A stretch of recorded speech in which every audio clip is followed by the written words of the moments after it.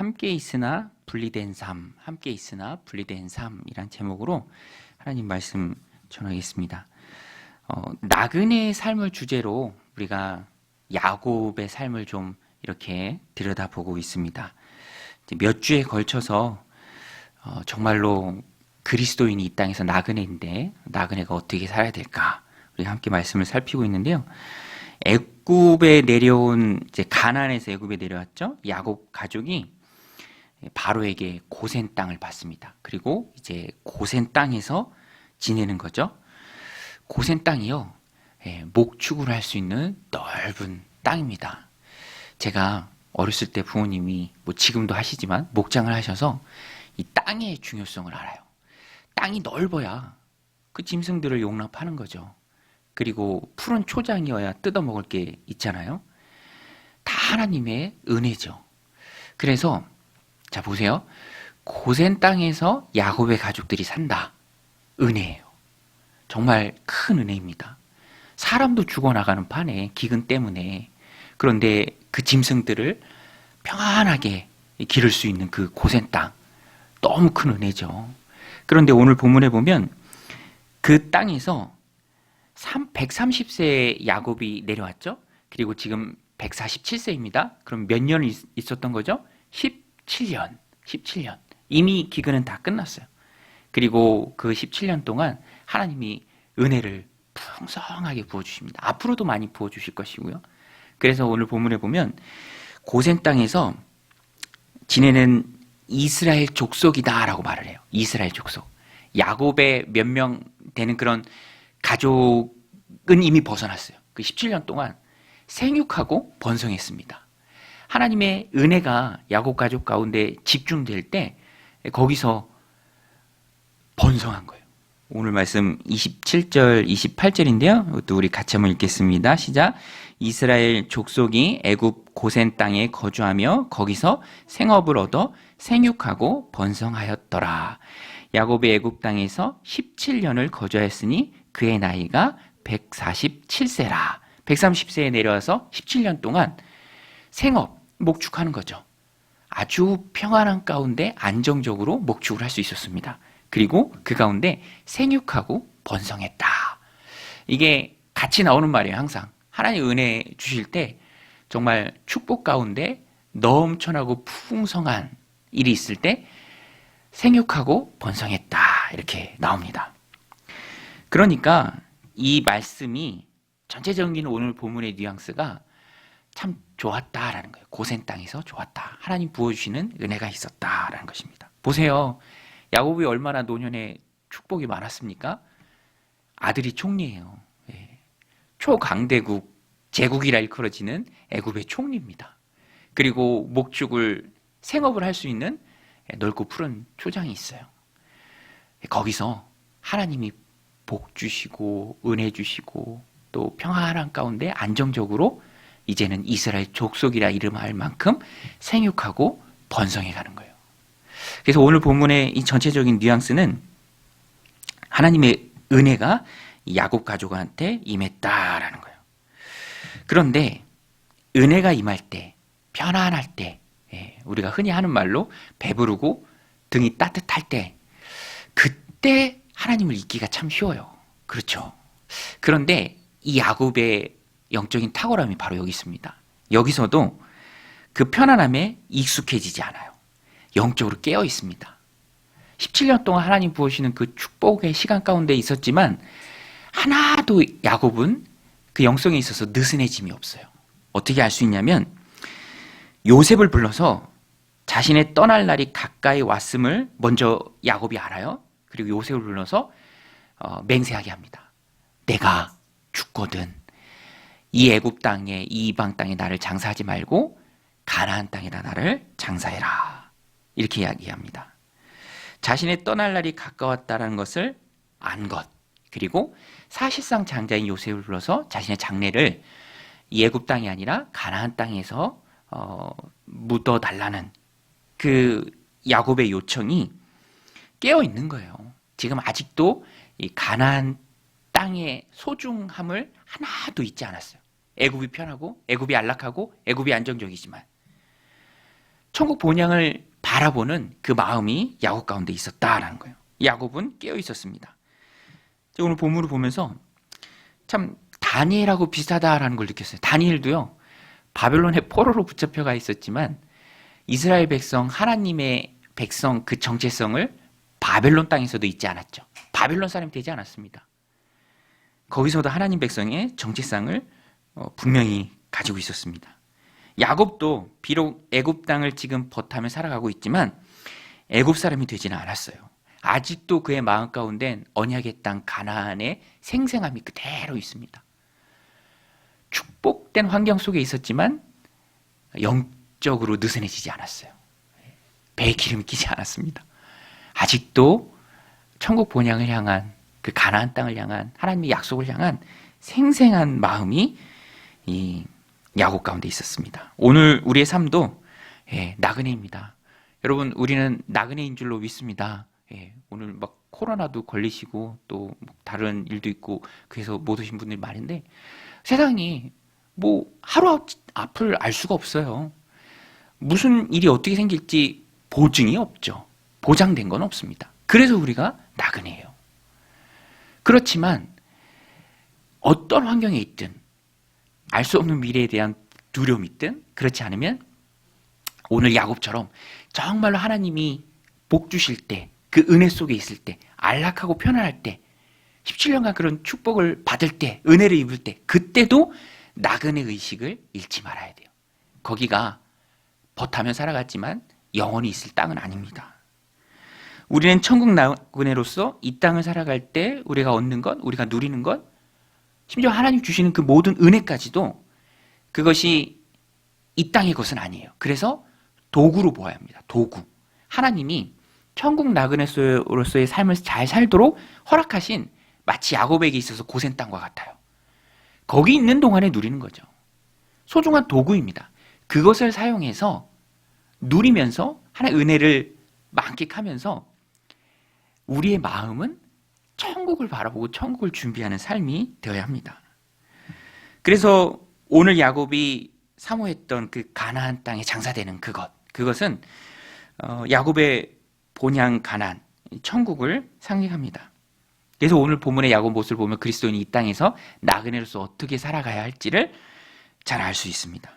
특별히 은혜 입을 때, 잘 될 때, 행복할 때, 안락할 때, 고민이 없을 때, 잔잔한 물결에 정말 순풍의 돛담배처럼 순항하고 있을 때, 17년간 축복이 부어지고 고민이 없을 때, 생육하고 번성하고 생업이 짱짱할 때, 그때 우리가 어떻게 살아야 되는가? 오늘 야곱이 그것을 우리에게 잘 보여주고 있어요. 자식이 애굽의 총리일 때 얼마나 부러울 것 없지 않습니까? 그런데 야곱은 나그네로서의 정체성을 잃지 않았어요. 내가 갈 곳은 가나안 땅이다. 여기가 아니다.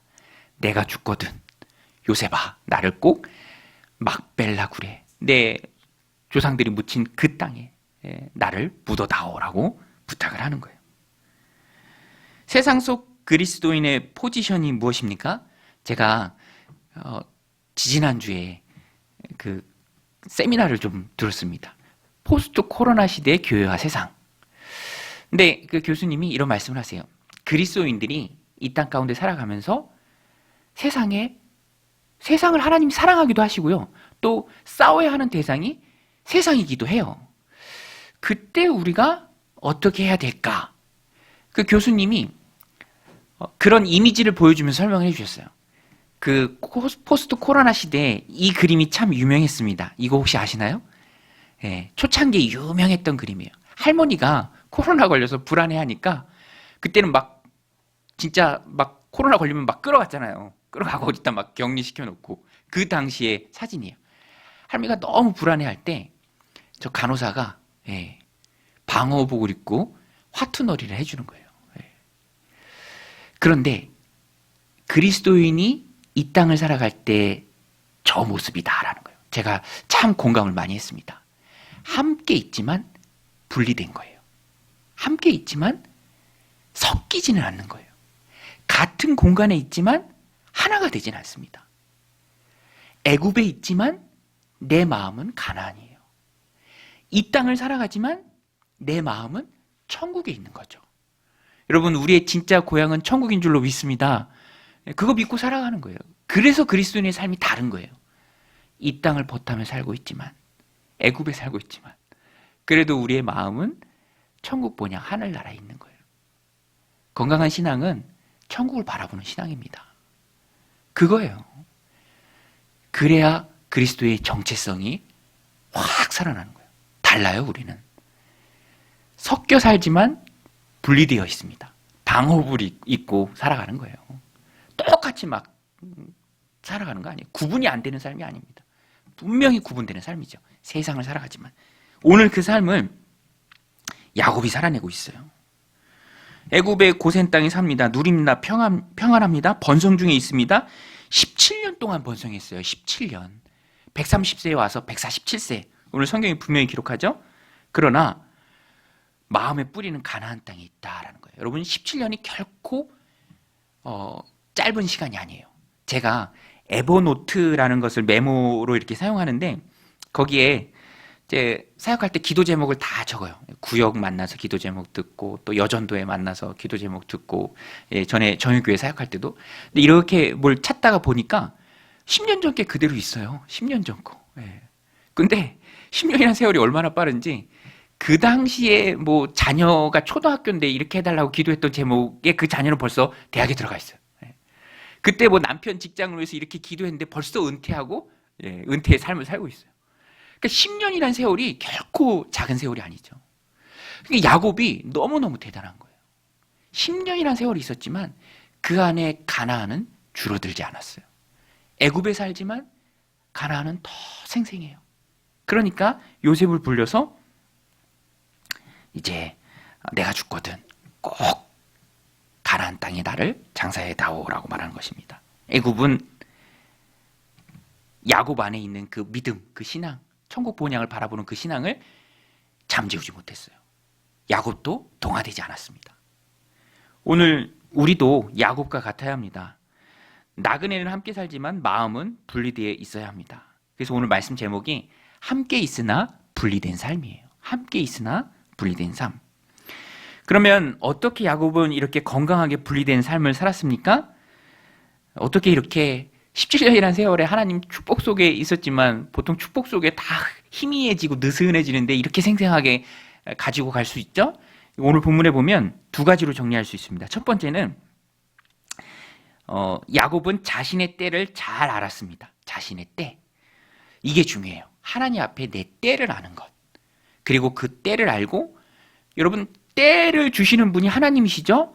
하나님이 세상의 역사를 주관하시는 분입니다.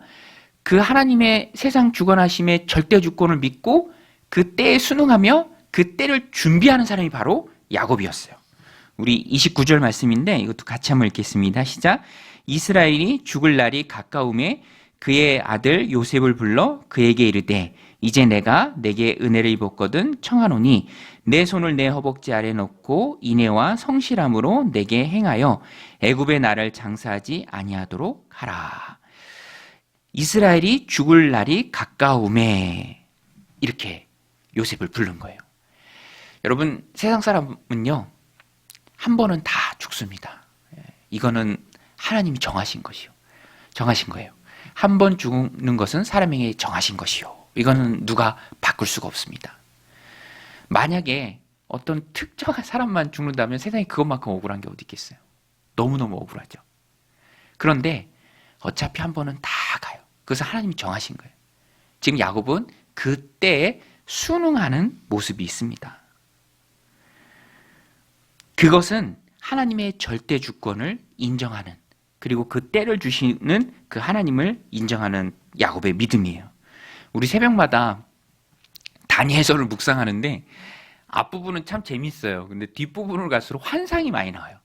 근데 저는 이번에도 이렇게 늘 알고 있었던 거지만 다니엘서를 이렇게 묵상하면서 그 정확한 해석이고 내용이지만 선명하게 떠오르는 것 하나는 하나님의 역사를 주관하신다라는 거예요. 여러분, 하나님이 역사를 주관하신 줄로 믿습니다. 보세요. 바벨론은 페르시아에 의해서 망해요. 바벨론은 이라크의 전신이죠. 페르시아는 이란의 전신이라고 얘기합니다. 이렇게 역사가 오고 오는 거예요. 페르시아는 또 계속 제국합니까? 아니에요. 알렉산더가 이끄는 헬라 제국, 그리스 왕국에 의해서 무너집니다. 그리스 왕국은 또 오래 갑니까? 지금 그리스 왕국 있나요? 없잖아요. 로마에 의해서 멸망해요. 로마는 지금 있나요? 로마는 어떻게 무너졌는지 사람들이 잘 알지도 못해요. 너무너무 신기하게 무너졌다. 내부의 부패 때문에 무너졌다. 결국에는 무너졌잖아요. 그 제국이 가장 클 때 갈라디아서 4장 4절에 보면 때를 주관하신 하나님께서 때가 참에 진짜 왕이신 예수님을 보냅니다. 그런 것을 보면 그걸 바벨론 때에 살던 다니엘이 환상을 통해 다 봐요. 그 말씀을 우리가 새벽마다 묵상하고 있는 거예요. 내일도 묵상합니다. 여전한 것은 변치 않는 사실은 세상에 힘센 스트롱맨들이 자기가 권력이 영원할 것처럼 굴지만 그렇지 않죠. 그렇지 않습니다. 하나님 허락하시는 때까지예요. 그래서 우리는 내 인생의 주관자는 하나님이시다. 인생의 때를 주관하시는 분은 하나님이시다라는 것을 언제고 하나님 부르시면 나도 떠난다. 야곱이 그 마음이 있었습니다. 오늘 우리도 그 하나님의 주권을 분명히 인정해야 돼요. 그래야 이 세상을 섞여서 살지 않을 수 있습니다. 나그네 의식이 있는 거예요. 언제 하나님 앞에 부르면 가니까 거기가 중요하죠. 그래서 우리는 하나님의 때 주관하심을 인정해야 합니다. 전도서 3장 1절로 3절인데요. 범사의 기한이 있고 천하 만사가 다 때가 있나니 날 때가 있고 죽을 때가 있으며 심을 때가 있고 심은 것을 뽑을 때가 있으며 죽일 때가 있고 치료할 때가 있으며 헐 때가 있고 세울 때가 있으며 여기까지 읽었습니다. 이후로도 쭉 때에 대해서 나와요. 그러면 그 때를 주관하시는 분은 누구예요? 하나님이시죠. 우리 인생을 이 땅 가운데 살아가도록 허락하시고 또 주님을 만나게 하시고 또 마지막 때에 하나님이 부르십니다. 부르시면 우리도 야곱처럼 내가 떠날 때가 가까웠은즉 하면서 가요. 그러니까 우리도 미리미리 준비를 잘 해야죠. 누가복음 16장 8절에 보면 불의한 청지기가 나오는데요. 그 청지기가 일을 잘못했죠. 그래서 쫓겨날 지경에 처해 있습니다. 그런데 이 청지기가 웬일인지 자기가 쫓겨날 것을 미리 대비해요. 아직까지 자기의 주어진 권한을 이용해서 주인에게 빚진 자들을 불러다가 그 빚을 탕감해 줍니다. 도덕적으로는 옳지 않은 일인데 왠지 이 불의한 청지기의 주인이 그 청지기를 가리켜서 야, 참 지혜롭다 이렇게 말합니다. 지혜롭다. 그 다음 말씀이 나와요. 불의의 재물로 친구를 사귀라. 그리하면 어려운 때에 처할 그때에 저들이 너희를 영접할 것이다. 누가복음 16장 8절입니다. 주인이 이 옳지 않은 청지기가 이를 지혜 있게 하였으므로 칭찬하였으니 이 세대의 아들들이 자기 시대에 있어서는 빛의 아들들보다 더 지혜로움이라. 여러분, 이 지혜의 핵심이 무엇입니까? 준비하는 거예요. 다음 삶을 준비하는 것입니다. 지금에 만족하는 것이 아니고 지금의 그 행복함에 안주하는 것이 아니고 다음을 준비하는 거예요. 오늘 야곱이 그것을 잘 보여주죠. 가나안 땅을 기억하고 그 본향으로 돌아갈 것을 요셉을 불러서 부탁을 하는 겁니다. 빈살만 왕세자가 우리나라에 왔는데 엄청 부자라면서요. 2,800만 원이 아니고 2,800조래요. 2,800조. 그것도 추정치 더 많은 거죠. 투숙객들 묵으려고 롯데호텔 400개를 그냥 빌렸다면서요. 그 진짜 부자들은 어디 가면 거기에다 미리 집 사놓은대요. 그리고 까먹는데요. 거기 집 사놓은 거. 웃지도 않으시네요. 웃으시라고. 너무 재밌지 않나요? 아니 우리끼리잖아요. 얼마나 좋아요. 오붓하고. 너무 많으니까 요트가 너무 좋아. 그럼 그냥 요트를 막 몇천억 주고 사요. 그냥 2주에 1조 정도 쓰고. 1조 쓰면 어때요? 아직 2,799조 남았는데. 그렇죠? 그런데 그것도 유한한 거예요. 갖고 갈 겁니까? 못 갖고 가요. 별명이 미스터 에브리띵이라면서요?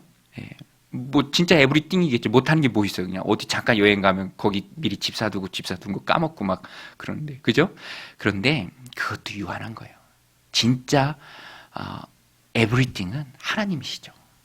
그 하나님의 권위를 인정하고 순종하고 순복하고 언제든 하나님 부르시면 간다. 그러니 오늘 내 삶은 하나님 부르신 그곳을 준비하는 삶이다. 예전에 조대성 목사님이 네팔 가면서 자기 살고 있던 원룸 정리하면서 제가 이삿짐 도와드렸는데 저한테 계속 주는 거예요. 짐대니까, 그죠? 뭐 갖고 갈 수도 없잖아요. 샴푸 막 이만한 거, 큰 거, 막 쌀 막 이만한 거. 사실 대부분 버렸던 것 같아요. 막 못 먹을 정도여서 막 미역 같은 거 막 썩은 거 막 그런 거 주고. 근데 그 모습은 참 의미 있죠. 여기서 살 게 아니라 이제 거기 가서 살 거기 때문에 여기서의 삶을 이제 정리하고 또 준비하고 이제 그거예요. 그러니까 나그네는 애굽이 고향이 아니라니까요. 야곱의 고향은 가나안이에요. 가나안을 준비하는 거죠. 하나님의 때를 인정하고 하나님의 주권을 인정하고, 여러분 하나님의 주권을 인정해야 됩니다. 헐 때가 있고 세울 때가 있어요. 하나님이 나라를 허실 때가 있고요. 또 나라를 세울 때도 있습니다. 오늘 야곱이 그것을 잘 보여주죠. 여러분 야곱이 죽습니다. 147세에 죽죠? 그러면 야곱이 없어졌습니까? 제가 한번 여쭤볼게요. 야곱이 없어졌나요? 야곱이 끝났습니까? 야곱이 사라졌나요? 왜 대답을? 네. 그렇죠. 네. 할렐루야. 영혼 불멸이잖아요. 사두개인들이, 부활이 없다는 사두개인들이 예수님한테 와서 뭐라고 했냐면 아주 극단적인 이상한 예를 막 얘기한 다음에 이래도 부활이 있습니까? 이렇게 얘기해요. 그런데 예수님이 너무 오해했다. 너희가 부활 오해했다. 그러면서 한마디에 제압을 해버리십니다. 그들을 가르쳐 주세요. 그 말씀이 마가복음 12장 26절 27절 말씀인데 우리 같이 한번 읽겠습니다. 시작. 죽은 자가 살아난다는 것을 말할진대 너희가 모세의 책 중 가시나무 떨기에 관한 글에 하나님께서 모세에게 이르시되 나는 아브라함의 하나님이요 이삭의 하나님이요 야곱의 하나님이로다 하신 말씀을 읽어보지 아니하였느냐. 그 다음 말씀이 전율이에요. 하나님은, 같이 읽겠습니다. 하나님은 죽은 자의 하나님이 아니시오 산 자의 하나님이시라 너희가 크게 오해하였도다 하시니라. 예수님 말씀이에요. 살아있는 야곱의 하나님이 하나님이십니다. 야곱은 하나님 앞에 있어요. 영원 불멸입니다. 그러니까 불멸하는 그때를 준비하는 게 성도의 지혜죠. 하나님은 산자의 하나님입니다. 저의 하나님이 되시고요. 여러분의 하나님이 되세요. 죽어있는 저의 하나님이 아니시라 살아있는 나, 하나님 앞에 있는 나, 천국 안에 있는 나, 하나님 품 안에 있는 나, 영생 복락을 누리는 나, 왕노릇하는 나의 하나님이세요. 이 예수님 말씀에 누가 부활이 없다라고 꼬투리를 잡을 겁니까? 살아계신 자의 하나님이신데, 아브라함의 하나님, 이삭의 하나님, 야곱의 하나님. 그러니까 오늘 우리는 이 땅을 살아가면서 영혼을 바라봐야 합니다. 누가복음 18장에 나오는 어리석은 부자 있잖아요. 소출이 많으니까 고민하다 창고 크게 짓고 거기다 다 집어넣고, 뭐 세상 말로 하면 다 때려놓고 행복한 거지. 여러 해 쓸 물건이 있다. 내 영혼아 평안하라. 즐거워하라. 고민하지 마. 저기 저렇게 많이 있으니까 쌓아뒀으니까. 근데 하나님이 뭐라고 말씀하십니까? 어리석은 자요. 바보야. 바보야. 오늘 밤 내 영혼을 도로 취하니니 그러면 내 것이 네 것이 되겠느냐. 영혼을 주시는 분도 하나님이시고요. 취하시는 분도 하나님이십니다. 우리가 그것을 분명하게 인정을 해야 돼요. 하나님이 오라 하시면 속절없이 갈 수밖에 없는 인생이 우리예요. 그것을 야곱이 우리에게 잘 보여주고 있습니다. 그래서 오늘 우리의 삶은 분명한 목적의식이 있어야 돼요. 제가 중학교 때로 기억하는데 저희 아버지는 항상 열심히 일하셨어요. 그런데 한 번은 너무 힘드셨나 봐요. 이제 논에서 그때는 이렇게 막 풀 베다가 그 논두렁에 있는 풀 베다가 소 주면 사료 아까 맡길 수 있잖아요. 그걸 다 배우신 거예요. 그걸 트랙터에 싣고 오셔서 이제 소들 주려고 하고 오셨는데 땀 흘리면서 낫으로 일하니까 힘드셨는지 그 우사방 그 이제 문턱에 이렇게 걸쳐 앉으셔서 제 생생하게 기억해요. 아버지가 뭐라고 말씀하셨냐면 아유 부자도 새끼 먹고 가난한 사람도 새끼 먹는 건 똑같은데 이렇게 힘든 거요. 이렇게 말씀하시더라고요. 예, 이건희 회장도 새끼 먹고 그죠? 예, 우리 아버지도 새끼 먹고 부자도 새끼 먹고 가난한 사람도 새끼 먹잖아요. 목적 없이 살면 안 됩니다. 건강을 해치면서까지 해야 될 중요한 일은 없어요. 분명한 삶의 목적을 가지고 살아가는 게 그래서 중요하다라는 것입니다. 그거 덮어놓고 살면 하나님의 권위를 인정하지 않으면 그냥 힘들게 사는 거예요. 그러다가 그냥 허망한 결말을 맞을 수밖에 없다라는 것입니다. 오늘 우리는 그렇게 되면 안 되죠. 오늘 야곱처럼 하나님 주신 삶 살아갈 때 지혜롭게 하나님의 때를 인정하고 하나님의 절대 주권을 인정하고 그 하나님 앞에서 내 삶을 하나님과 함께하는 삶을 준비하는 그 삶을 살아가는 믿음의 신실한 백성들이 다 되시길 바랍니다. 또 두 번째는 야곱은요 확실하게 결단을 합니다. 결단을 하는데 천국을 바라보며 그 가나안 땅을 바라보며 그곳에 장사 지내라라고 요셉에게 시키는데 아주 확실하게 시켜요. 확실하게 다짐을 시킵니다. 그래서 하려면 확실하게 하라. 예, 우리 한번 따라 세우겠습니다. 하려면 확실하게 하라. 예, 기왕에 하려면 확실하게 하십시오. 우리 야곱이 우리에게 보여주는 겁니다. 30절, 31절인데 우리 같이 한번 읽겠습니다. 내가 조상들과 함께 눕거든 너는 나를 애굽에서 메어다가 조상의 묘지에 장사하라. 요셉이 이르되 내가 아버지의 말씀대로 행하리이다. 이렇게 얘기했어요. 네, 알겠어요. 아버지 그렇게 할게요. 근데 여기서 끝나는 게 아니에요. 야곱이 뭐라고 합니까? 우리 같이 읽겠습니다. 야곱이 또 이르되 내게 맹세하라 하매 그가 맹세하니 이스라엘이 침상 머리에서 하나님께 경배하니라. 맹세해라고 얘기합니다. 맹세해. 그것 갖고 안 돼. 맹세해. 그래서 요셉이 맹세하죠. 그리고 나중에 이 맹세를 지킵니다. 정말 아주 장엄하게 그 장례식을 해요. 뭐 장엄한 게 중요한 게 아닙니다. 그를 언약의 땅, 약속의 땅, 천국의 예표가 되는 가나안 땅에 묻어두죠. 야곱이 확실하게 얘기하고 확실하게 또 맹세를 시켰기 때문입니다. 여러분, 인간의 의지가 연약해요. 어떠세요? 우리 의지가 연약하잖아요. 그죠? 제가 전에도 말씀드렸잖아요. 체중 감량할 때, 다이어트 할 때, 이렇게 아이스크림 사와서 보는데 너무 고민이 되더라고요. 먹으면 안 되는데, 먹으면 살찌는데, 잠깐 입이 즐겁고 말 건데, 근데 먹고 있어.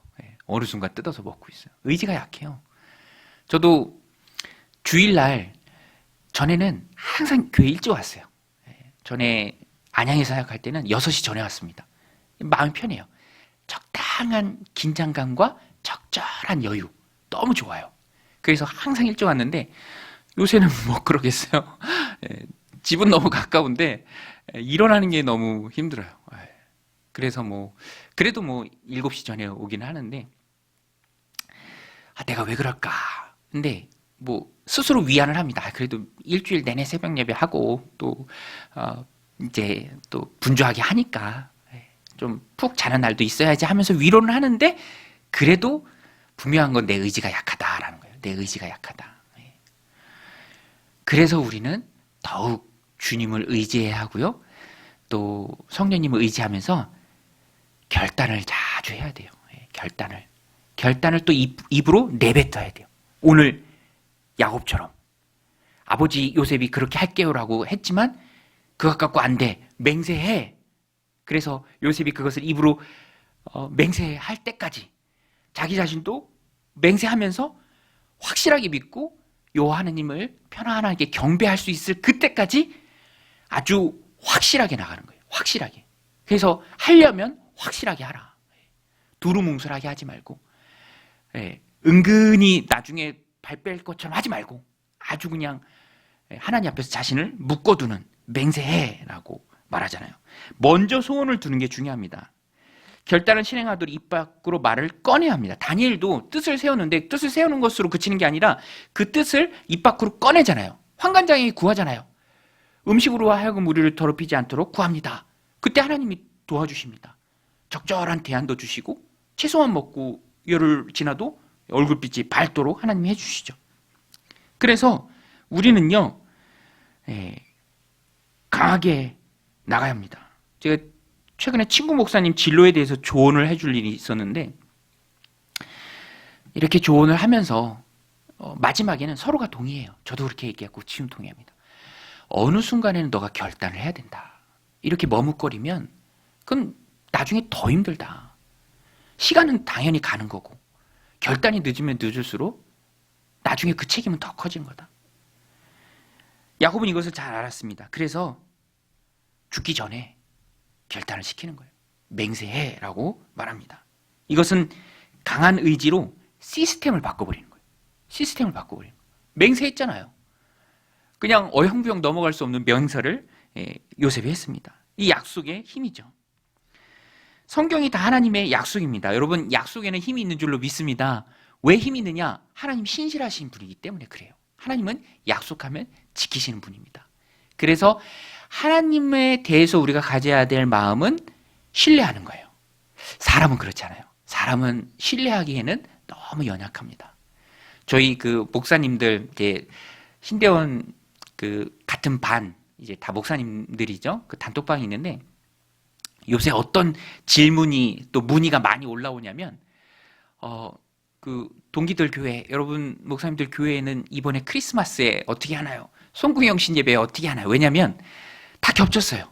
25일도 겹치고 송구영신 예배도 겹치고 송구영신 예배 드리고 다음 예배는 어떻게 하나요? 막 이런 질문들이 올라오는 거예요. 제가 가만히 보니까 왜 그런 질문이 올라올까라고 생각하냐면 어떻게 하느냐에 따라서 성도들의 만족감이 다르고 또 참여도도 다르고 또 어떤 뭐 행사를 하든 모든 결과가 다 달라지는 거예요. 왜냐하면 성도들은 연약하죠. 연약합니다. 그래서 그 니즈를 잘 파악을 하려고 그런 것들을 막 이제 시나리오를 생각하면서 물어보는 거예요. 다른 교회는 어떻게 하나. 왜냐하면 최대한 잘 섬기려는 마음 때문에 그런 거겠죠. 근데 또 뒤집어 생각하면 만약에 어떻게 하든 다 따라온다라고 하면은 그렇게 고민 안 할 거예요. 그죠? 어떻게 하든 다 따라온다. 뭐 1부 예배, 2부 예배 다 하고 뭘 해도 다 따라온다라고 생각하면은 그런 고민 안 하겠죠. 뭐라고 고민합니까? 어떻게 하든 다 따라올 건데. 근데 그렇지가 않죠. 사람은 그래서 연약합니다. 그러니까 우리는 우리 스스로를 의지하면 안 되고 주님을 신뢰해야 돼요. 그리고 그 약속의 말씀을 꼭 붙들고 약속의 말씀이 분명하다면 우리도 그 약속을 지키기 위해서 노력을 해야 됩니다. 그 노력이 뭡니까? 오늘 야곱이 한 맹세를 시키고 맹세를 하는 거죠. 그래서 사람은 사랑의 대상인 대신 하나님은 신뢰의 대상입니다. 여러분, 하나님은 신뢰의 대상인 줄로 믿습니다. 100% 신뢰의 대상이에요. 하나님의 말씀은 변치 않습니다. 그래서 우리는 약속을 앞세우고 나가야 돼요. 분명한 하나님의 뜻이라면 그 약속을 앞세우고 나가야 합니다.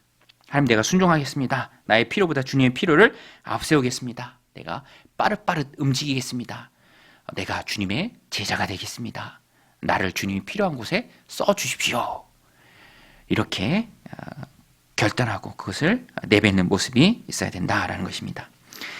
야곱은 이 땅에서 떠날 날이 얼마 안 남았을 때도 이것을 해냈습니다. 오늘 우리도 평안과 은혜의 때 하나님 우리에게 주셨는데요. 저는 평안한 거 별로 없는 것 같은데요. 아니에요. 우크라이나 보세요. 북한을 보세요. 평안합니다. 세상 평안한 거예요. 미국 보세요. 이젠 그냥 일상이에요. 어디서 총기 사고 났다는 게. 그냥 일상이에요. 일상. 근데 하나님이 그런 모든 어려움과 또 사고와 또 그런 큰 슬픔의 일들 가운데서도 우리를 지켜주시고 은혜를 부어주십니다. 그럼 우리는 어떻게 합니까? 이 땅을 버타며 살아가는 것이 아니라 하나님의 나라를 기억하고 하나님 백성의 정체성을 기억하고 또 약속을 앞세우면서 나아가야 된다라는 것입니다. 오늘 이 말씀 마음에 새기고 주님을 위해 믿음과 신앙의 뜻을 세우고 그것을 약속으로 밀고 나가는 그 은혜가 여러분들 가운데 넘치시기를 주님의 이름으로 간절히 축원드립니다.